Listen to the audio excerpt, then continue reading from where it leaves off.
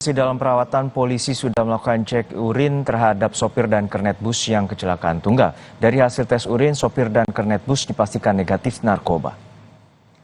Kernet dan sopir bus yang kecelakaan tunggal di Kota Padang Panjang, Sumatera Barat masih menjalani perawatan di RSUD. Sopir dirawat karena trauma berat di bagian kepala sehingga belum bisa dimintai keterangan. Penyelidikan penyebab kecelakaan. Saat ini 23 korban selamat menjalani perawatan di Rumah Sakit Yarsi dan RSUD Kota Padang Panjang. Untuk korban meninggal, 8 jenazah telah diambil pihak keluarga, sementara 4 jenazah lain dipindahkan ke Rumah Sakit Bayangkara.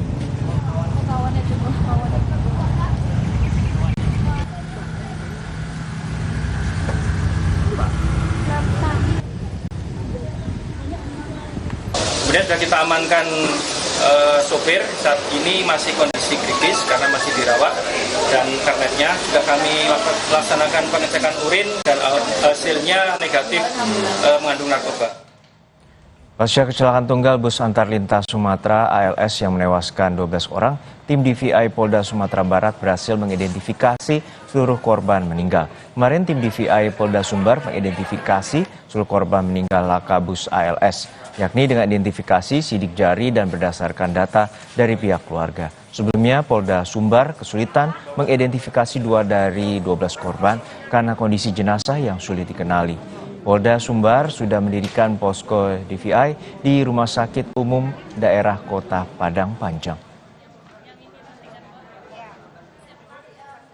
Nah, yang 2 lagi itu anak-anak, karena sebentar ini dari pihak keluarga sudah melaporkan ada yang anak dan orang tuanya yang menjadi korban, jadi teridentifikasi melalui medis dan data sekundernya. Jadi sudah ke-12 jenazah yang masuk ke RSUD sudah teridentifikasi. Dan untuk mengetahui informasi terkini kita terhubung dengan jurnalis Kompas TV Rio Johannes di RSUD Kota Padang Panjang, Sumatera Barat. Rio, untuk saat ini apakah seluruh jenazah sudah dapat diidentifikasi dan telah diambil oleh pihak keluarga? Ya, Juno dan juga saudara, untuk 12 korban meninggal akibat kecelakaan tunggal bus ALS di Kota Padang Panjang, itu dari 12 itu 8 jenazah itu sudah diambil pihak keluarga sejak tadi malam hingga Rabu dini hari, itu semuanya sudah diambil pihak keluarga, dibawa ke Sumatera Utara. Sementara 4 sisanya itu dibawa ke Kota Padang, tepatnya ke Rumah Sakit Bayangkara Padang, karena mereka dirujuk ke sana karena di rumah sakit yang ada di Kota Padang Panjang ini tidak ada fasilitas untuk penyimpanan jenazah. Dalam hal ini adalah lemari pendingin untuk penyimpanan, sehingganya 4 jenazah sisa yang belum dijemput oleh pihak keluarga ini dibawa ke Kota Padang untuk penyimpanannya. Demikian, Juno. Ya Rio, untuk saat ini bagaimana juga dengan perawatan terutama kondisi korban yang saat ini mengalami luka-luka?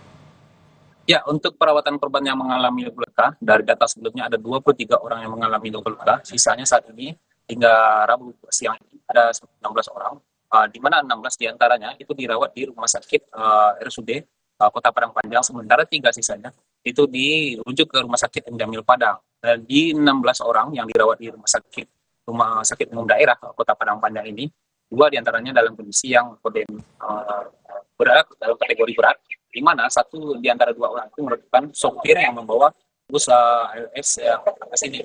Rencananya dari pihak rumah sakit sendiri, Direktur Rumah Sakit Umum Daerah Kota Padang Panjang itu menyatakan akan merujuk sopir ini ke rumah sakit yang ada di Padang. Dalam hal ini hari itu dalam proses dari jalur untuk rumah sakit rujukan, karena korban sendiri mengalami luka atau trauma yang cukup berat di bagian kepala. Demikian.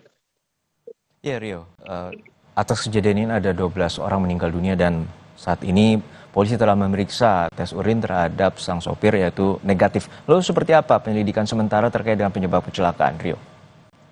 Ya, terkait penyebab pasti dari kecelakaan ini saat ini memang pihak kepolisian masih melakukan olah TKP seperti yang terlihat di belakang saya.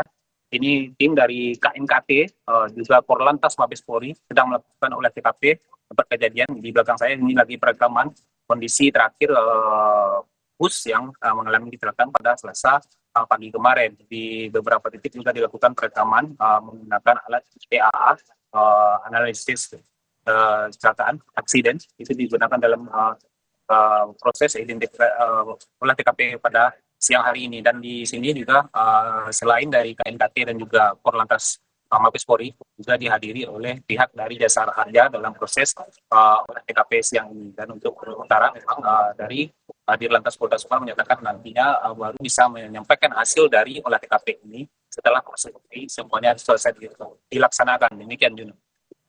Baik, kita nantikan bagaimana olah TKP dan juga pengusutan tuntas dari traffic analysis accident yang dilakukan oleh pihak kepolisian. Terima kasih atas laporan Anda, Jurnalis Kompas TV Rio Johannes dari Padang, Sumatera Barat.